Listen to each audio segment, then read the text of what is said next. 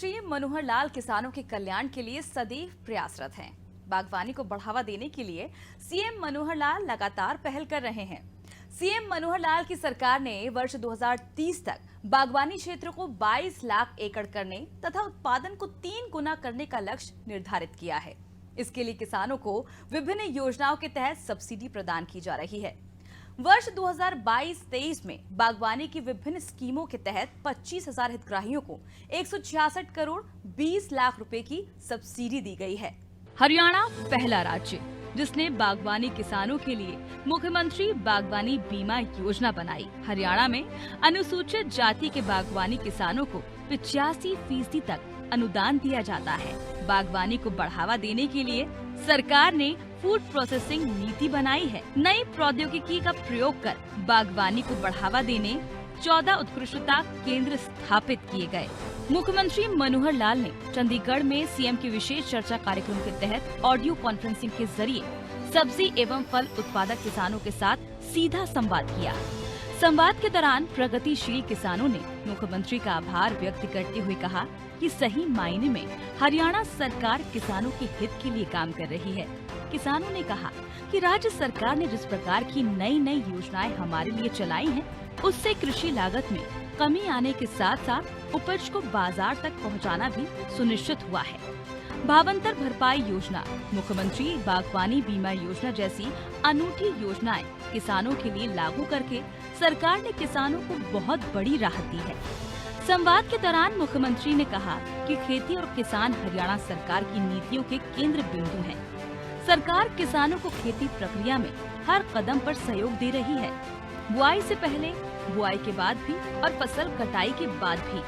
फसलों के तैयार होने से लेकर बाजार में उसकी बिक्री तक, यानी बीज से लेकर बाजार तक किसानों को सभी प्रकार की सुविधाएं राज्य सरकार उपलब्ध करवा रही है।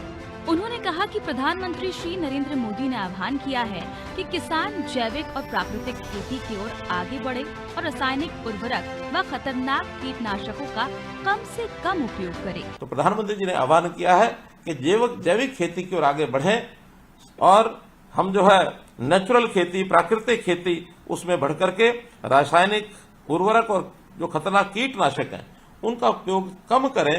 तो इससे भी हमारा जो बहुत बड़ा लाभ एक होने वाला है। मुख्यमंत्री ने कहा कि हरियाणा देश का पहला राज्य है जिसने बागवानी फसलों को प्राकृतिक आपदा से होने वाले नुकसान की स्थिति में किसानों के हित के लिए मुख्यमंत्री बागवानी बीमा योजना बनाई है। उन्होंने कहा कि फलों व सब्जियों की खेती को बढ़ावा देने तथा मधुमक्खी पालन को प्रोत्साहित करने के लिए सरकार कई तरह की रियायतें और सुविधाएं दे रही है। अनुसूचित जाति के लोग भी बागवानी व मधुमक्खी पालन की ओर आगे बढ़ रहे हैं। इसके लिए भी सरकार उन्हें प्रोत्साहन देने के लिए विशेष स्कीमें चला रही है। अनुसूचित जाति के किसानों को 85% तक अनुदान दिया जाता है। मुख्यमंत्री ने कहा कि बागवानी फसलों को बढ़ावा देने के लिए फसल क्लस्टर विकास कार्यक्रम चलाए जा रहे हैं। इसके तहत 1763 गाँव में 393 बागवानी फसल समूह की पहचान की गई है। प्रत्येक क्लस्टर में 300 किसान सदस्यों के साथ एक FPO का गठन किया जा रहा है। इसके अलावा प्रत्येक क्लस्टर में आपूर्ति श्रृंखला, बागवानी उपज के विपणन और किसानों को सीधे बाजार से जोड़ने के लिए एकीकृत पैक हाउस भी स्थापित किया जा रहा है। मुख्यमंत्री ने कहा कि बागवानी को बढ़ावा देने के लिए सरकार ने फूड प्रोसेसिंग नीति बनाई है। इस नीति के तहत कृषि आधारित उद्योगों की स्थापना को प्रोत्साहित किया जा रहा है। ऐसे उद्योगों की स्थापना से किसानों को उनकी पैदावार के लिए और अधिक लाभकारी मूल्य मिलेंगे। इस नीति के तहत लगभग 94 करोड़ रुपए की राशि से कुल 33 परियोजनाओं को पूरा किया जा चुका है और लगभग 116 करोड़ रुपए की लागत की 44 अन्य परियोजनाएं स्थापित की जा रही हैं, जो इस वर्ष के अंत तक पूरी हो जाएंगी। फल और सब्जी के अलावा मधुमक्खी पालन, इसमें भी हमने जो कार्यक्रम किया है, हमारा उत्कृष्ट केंद्र इजराइल की सहायता से रामनगर कुरुक्षेत्र के अंदर जो शुरू हुआ है, इसका अपना एक लाभ हुआ है। ऐसी जो योजनाएं हैं, इसमें सामान्य वर्ग के साथ साथ अनुसूचित जाति के जो लोग हैं वो इनको अपनाते हैं, खेती करते हैं, सब्जी अथवा फल उगाते हैं, तो उनके लिए विशेष योजना, विशेष लाभ ये उनको दिया जाता है। अगर सामान्य किसानों को 50% की सब्सिडी दी जाती है तो अनुसूचित जाति के किसानों को 85% तक भी सब्सिडी ये दी जाती है। हम सीधे प्रत्येक क्लस्टर में जो बनाए गए हैं उसके अंदर आपूर्ति श्रृंखला अर्थात सप्लाई चेन और इसी प्रकार से बागवानी उपज के लिए मार्केटिंग और किसान को सीधे बाजार से जोड़ने के लिए इंटीग्रेटेड पैक हाउस ये भी स्थापित किए जा रहे हैं। इस पर भी हमने 33 परियोजनाओं पर 94 करोड़ रुपए लगा करके इसको पूरा कर लिया है। लगभग 116 करोड़ लागत की अन्य 44 परियोजनाएं ये अब स्थापित की जा रही हैं। बागवानी को बढ़ावा देने के लिए सीएम मनोहर लाल की सरकार ने सब्जियों और फलों के लिए भावांतर भरपाई योजना लागू की है। इससे बाजार में फलों व सब्जियों के भाव में गिरावट के समय किसान जोखिम से मुक्त रहेंगे। इसमें 21 बागवानी फसलों के संरक्षित मूल्य निर्धारित होंगे।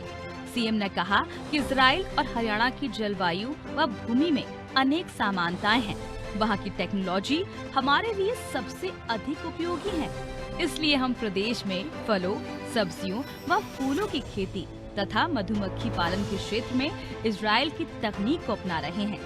नवीनतम प्रौद्योगिकियों का प्रयोग करके बागवानी को बढ़ावा देने के लिए राज्य में 14 उत्कृष्टता केंद्र स्थापित किए गए हैं। वर्ष 2023-24 में और राज्य में 3 नए उत्कृष्टता केंद्र स्थापित किए जाएंगे। क्योंकि हमारा जैसे हरियाणा की भूमि और जलवायु है, ऐसे ही इजराइल की भूमि और जलवायु ये भी लगभग समान है। तो समान एक प्रकार से सब पैरामीटर्स होने के नाते से हमको ऐसे देश के साथ जो इन चीजों में बहुत प्रगति कर चुका है उसके साथ ही हमें कोई अपने समझौते करके उनके तकनीक का उपयोग करना होगा। तो हमने इजराइल की सहायता से बहुत से ऐसे कार्यक्रम चलाए हैं जिसका हमको लाभ हो रहा है।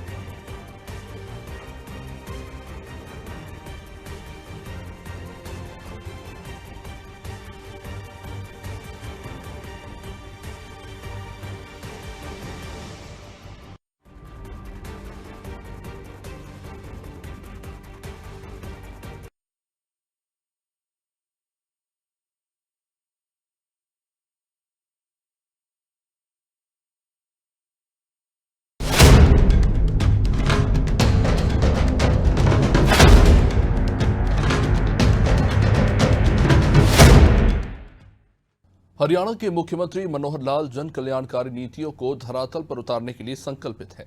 इसके लिए सीएम ने सुशासन सहयोगियों से व्यक्तिगत स्तर पर लोगों से मिलकर कार्य करने और उनके समक्ष आने वाली समस्याओं और चुनौतियों से सरकार को अवगत कराने का आग्रह किया है। मुख्यमंत्री ने कहा कि जनसंवाद पोर्टल पर आने वाली 14,039 में से 13,730 समस्याओं को अपलोड कर दिया गया।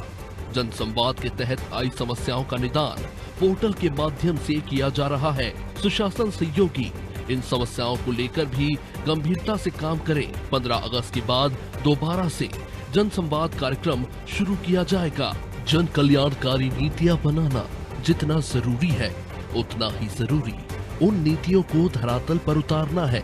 इसी तथ्य को ध्यान में रखते हुए हाल ही में मुख्यमंत्री मनोहर लाल ने सुशासन सहयोगियों के 7वें दल के साथ एक बैठक की। इस बैठक में मुख्यमंत्री ने कहा कि जन कल्याणकारी योजनाएं जनता तक पहुंचाने में किस प्रकार की समस्याएं आती हैं, उनकी जानकारी लेना और कौन सी पद्धति अपनाकर आम जन को लाभ मिल सकता है, उसके बारे में सुशासन सहयोगियों को सोचना है। तभी जमीनी स्तर पर बेहतर परिणाम लाए जा सकते हैं। उन्होंने कहा कि जनसंवाद पोर्टल पर आने वाली 14,039 समस्याओं में से 13,730 को मार्क करके अपलोड कर दिया गया है और अब तक 5 जिलों में लोगों से सीधा संवाद किया गया है। आगामी 15 अगस्त के बाद दोबारा से जनसंवाद कार्यक्रम शुरू किया जाएगा। जनसंवाद के तहत आई समस्याओं का निदान पोर्टल के माध्यम से किया जा रहा है। मुख्यमंत्री ने कहा कि सुशासन सहयोगी इन समस्याओं को लेकर गंभीरता से कार्य करें। मुख्यमंत्री मनोहर लाल जनसंवाद कार्यक्रम के तहत हर शनिवार को लाभार्थियों से बातचीत करते हैं। अब तक लाखों लोगों से वो सीधा बातचीत कर चुके हैं। सीएम ने सुशासन सहयोगियों से ऐसे लाभार्थियों से मिलने और उनकी समस्याओं की कठिनाइयों को दूर करने का आग्रह किया। सीएम ने सुशासन सहयोगियों के साथ आगामी बैठक जल्दी ही आयोजित करने का भी कहा है। उन्होंने आगामी बैठक में विस्तृत प्रगति रिपोर्ट, लक्ष्य और दिनांक सहित लाने का निर्देश दिया ताकि उसकी विस्तार से समीक्षा की जा सके।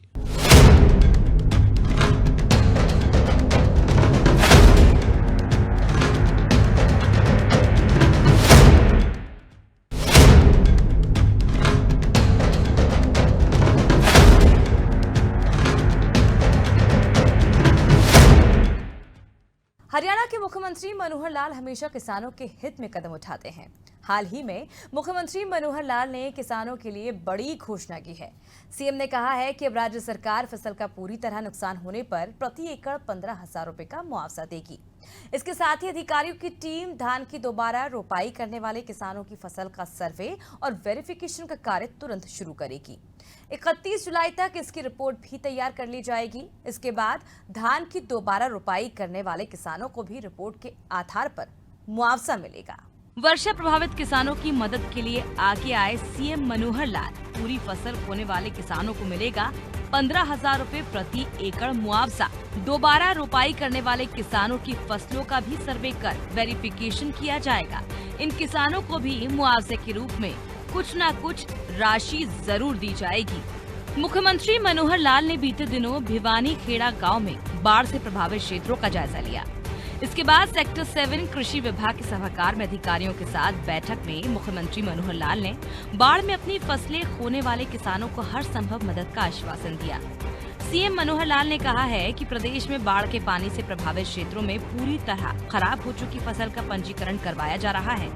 अपनी पूरी फसल खोने वाले किसानों को सरकार 15,000 रुपए प्रति एकड़ मुआवजा भी देने वाली है। जिन किसानों के खेतों में पानी उतर चुका है, उनके नुकसान का आकलन किया जा रहा है। सीएम का कहना है कि कुरुक्षेत्र में भिवानी खेड़ा गांव में जायजा लेने के उपरांत ये विषय भी सामने आया है कि कुछ किसान अब दोबारा धान की रोपाई कर रहे हैं। इसको ध्यान में रखते हुए अधिकारियों को आदेश दिए गए हैं कि दोबारा रोपाई करने वाले किसानों की फसलों का तुरंत सर्वे कर वेरिफिकेशन किया जाए। सीएम ने कहा है कि इसके साथ ही मेरी फसल मेरा ब्यौरा पोर्टल पर प्रावधान किया जाएगा। इस पोर्टल पर दोबारा फसल की रोपाई करने वाले भी अपना पंजीकरण करवा सकेंगे। सीएम ने बताया कि इसके बाद सही आंकड़े मिलने पर फसलों के नुकसान का पूरा डाटा सामने आएगा, क्योंकि दोबारा रोपाई करने वाले किसान का बीज, खाद और रोपाई का खर्चा जरूर आया होगा।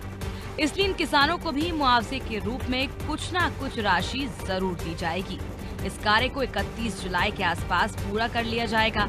एक अनुमान के अनुसार कुरुक्षेत्र में लगभग 15,000 एकड़ में फसल का नुकसान हुआ है।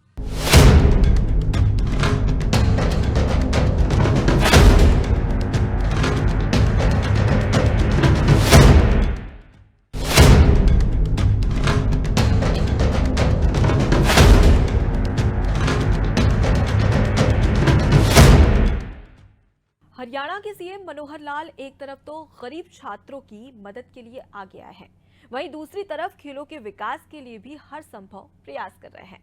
सीएम मनोहर लाल ने घोषणा की है कि पैसे के अभाव में कोई भी गरीब बच्चा उच्चतर शिक्षा से वंचित नहीं रहेगा। सीएम ने विश्वविद्यालयों को गरीब बच्चों की परिवार पहचान पत्र के डेटा से वार्षिक आय की श्रेणी निर्धारित करने के लिए कहा है। प्रदेश सरकार ऐसे गरीब छात्रों की फीस वहन करेगी। हरियाणा के मुख्यमंत्री मनोहर लाल गरीब छात्रों की मदद के लिए आगे आए। प्रदेश सरकार गरीब छात्रों की फीस वहन करेगी। सीएम ने खेल विश्वविद्यालय के लिए 100 करोड़ रुपए की ग्रांट स्वीकृति की। खेल विश्वविद्यालय 254 एकड़ भूमि पर स्थापित किया जाएगा। हरियाणा के मुख्यमंत्री मनोहर लाल खेलों के विकास के लिए भी भरपूर राशि दे रहे हैं।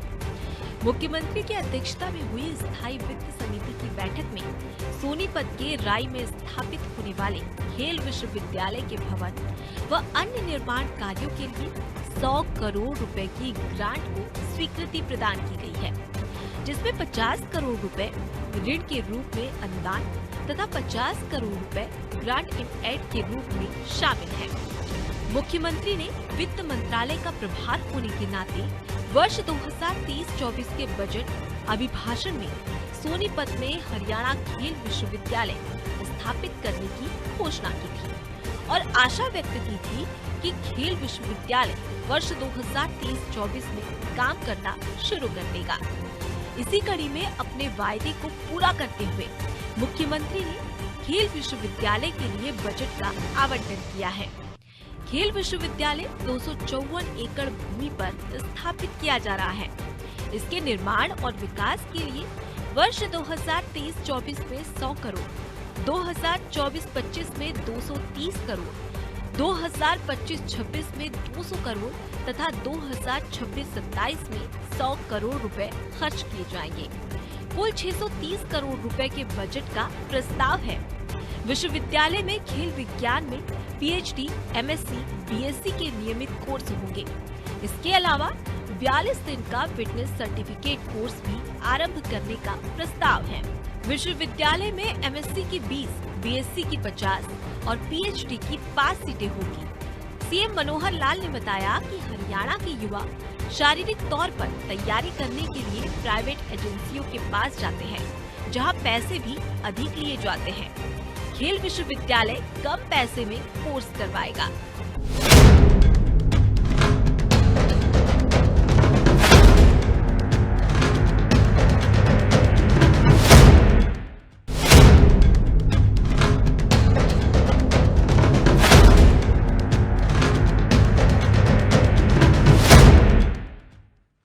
जल जीवन मिशन के क्षेत्र में हरियाणा में उत्कृष्ट कार्य हो रहा है। मुख्यमंत्री मनोहर लाल का कहना है कि जल जीवन मिशन के तहत हर घर नल से जल पहुंचाने वाला हरियाणा पहला बड़ा राज्य बन गया है। केंद्र सरकार ने इस मिशन के तहत वर्ष 2024 तक प्रत्येक ग्रामीण घर में नल से स्वच्छ पेयजल की आपूर्ति का लक्ष्य रखा था, जिसे हरियाणा सरकार ने समय से पहले ही पूरा कर लिया है।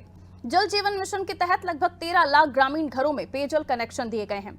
इससे पहले भी वर्ष 2014 से 15 अगस्त 2019 तक लगभग 6 लाख पेयजल कनेक्शन दिए गए थे। कुल मिलाकर लगभग 29 लाख घरों में नल से जल पहुंचाया गया है। जल जीवन मिशन के तहत हर घर नल से जल पहुंचने से हरियाणा की ग्रामीण जनता खुश। लाभार्थियों ने इस योजना के लिए मुख्यमंत्री मनोहर लाल का आभार जताया। सीएम ने कहा कि स्वच्छ पेयजल हम सबका अधिकार, इसलिए लाया गया जल जीवन मिशन। घरों के अलावा हरियाणा सरकार ने सभी स्कूलों, आंगनबाड़ियों में भी नल से जल पहुंचाया है। जल जीवन मिशन के तहत हर घर नल से जल पहुंचने से हरियाणा की ग्रामीण जनता बेहद खुश है। बीते दिनों सीएम मनोहर लाल ने सिरसा से सीएम की विशेष चर्चा कार्यक्रम के तहत वीडियो कॉन्फ्रेंसिंग के माध्यम से हर घर नल से जल कार्यक्रम के लाभार्थियों से सीधा संवाद किया। संवाद के दौरान लाभार्थियों ने इस योजना के लिए मुख्यमंत्री का आभार जताया। उन्होंने कहा कि जब से घरों में नल से पानी मिल रहा है, तब से उनका जीवन बेहतर बना है और उनके स्वास्थ्य में भी सुधार हुआ है। अब घर में पानी की सुविधा होने से हमें दूर दराज के क्षेत्रों में पानी लेने के लिए नहीं जाना पड़ता। मुख्यमंत्री ने कहा कि स्वच्छ पेयजल हम सबका अधिकार है, इसलिए प्रधानमंत्री श्री नरेंद्र मोदी ने प्रत्येक ग्रामीण घर में नल से जल उपलब्ध करवाने तथा 55 लीटर प्रति व्यक्ति प्रतिदिन पानी की आपूर्ति सुनिश्चित करने के लिए 15 अगस्त 2019 को लाल किले की प्राचीर से जल जीवन मिशन की घोषणा की थी। प्रधानमंत्री ने कहा था कि पानी के प्रति सामान्य से सामान्य नागरिक सजग संवेदनशील बने, बचपन से ही पानी के महत्व की शिक्षा दी जाए। पीएम के इसी विचार पर चलते हुए हरियाणा सरकार जल संरक्षण के लिए प्रदेश की जनता को जागरूक करने का काम कर रही है। देश में हर प्रदेश में पानी का जो मुहिम ली है, हर घर नल से जल, इससे हमारे अपने प्रांत में हरियाणा में भी हमने इसको पूरा कर लिया है। और मुझे ऐसी जानकारी मिली है कि जब हमने 2022 को हर गांव में नल से जल की जो प्रक्रिया पूरी की, तो हमारा प्रदेश देश में पहला प्रदेश बना है कि ये काम हमने पूरा किया है। इस काम में ऐसा नहीं कि पहले ये होता नहीं था, बल्कि 2015 से पहले कुल मिलाकर हम आंकलन करें तो हमारे प्रदेश में लगभग 9 लाख घरों में और नल से जल जाता था। लेकिन जो शेष बचे हुए थे, इन वर्षों में जब से ये 15 अगस्त 2019 से लाल किले की प्राचीर से जो प्रधानमंत्री जी ने घोषणा की, तो उसके 3 साल के अंदर अंदर हमने और एक 20 लाख नल लगाकर हर घर में जल पहुंचाने का काम किया है। आज हरियाणा प्रदेश में 29 लाख परिवार ऐसे हैं जिनके घरों में नल से जल और ये जाता है। मुख्यमंत्री ने कहा कि घरों के अलावा हरियाणा सरकार ने सभी स्कूलों और आंगनबाड़ी केंद्रों में भी नल से जल पहुंचाने का काम किया है। राज्य सरकार ने ग्रामीण व शहरी क्षेत्रों में 500 करोड़ रुपए से अधिक की लागत से 271 नहर आधारित जल घर तथा 229 नलकूप आधारित जल घर स्थापित किए हैं। यही नहीं, 1457 करोड़ रुपए की लागत से 4474 नलकूप तथा 1246 बूस्टिंग स्टेशन भी स्थापित किए हैं। इसके अलावा 3299 करोड़ की लागत से 19,515 किलोमीटर लंबी पेयजल पाइपलाइन बिछाई है। इसके अलावा 3,299 करोड़ की लागत से 19,515 किलोमीटर लंबी पेयजल पाइपलाइनें बिछाई हैं। महाग्राम योजना के तहत 31 बड़े गांव में 135 लीटर प्रति व्यक्ति प्रतिदिन तक पेयजल आपूर्ति के लिए पेयजल स्रोतों में वृद्धि तथा मल निकासी सुविधा प्रदान करने के लिए कार्य किए गए हैं। 1457 करोड़ रुपए लगा करके 4,774 नलकूप लगाए हैं, 1240 बूस्टिंग स्टेशन भी लगाए हैं। हमने जो 500 करोड़ रुपए लगा करके नहर आधारित जलघर 271 और नलकूप आधारित जलघर 229 ऐसे 500 ये जलघर भी बनाए हैं। ऐसे सब काम करते हुए और पानी की उपलब्धता पर्याप्त हो, ये काम हमने पूरा किया है। मुख्यमंत्री ने कहा कि हम सभी को ये सुनिश्चित करना होगा कि प्रदेश के किसी भी हिस्से में टैंकरों से पानी पहुंचाने के लिए मजबूर ना हो। हमें पानी का उपयोग वरदान के रूप में करना चाहिए। पानी की कीमत वही समझता है जो पानी की कमी से जूझता है। मुख्यमंत्री ने नागरिकों से अपील की कि सभी पानी बचाने के लिए और अधिक प्रयास करें। पानी अमूल्य है, पानी उपयोग में आए उसका जरूर उपयोग करें, लेकिन उस पानी का दुरुपयोग न करें, उसको व्यर्थ न गंवाएं। हम गांव में घर में जब पानी आता है तो उसकी टूटी उसी समय खोलें जब पानी की आवश्यकता है। हर समय टूटियां खोलकर रखना और वो पानी हमारी नालियों के माध्यम से गंदा होकर के फिर हमारे तालाबों में जाए, उसका उपयोग नहीं है। तो अगर पानी की एक भी बूंद बचेगी, या तो किसी के पीने में काम आएगी या किसी खेती की सिंचाई करने में काम आएगी, उसका निरंतर हमको लाभ होगा।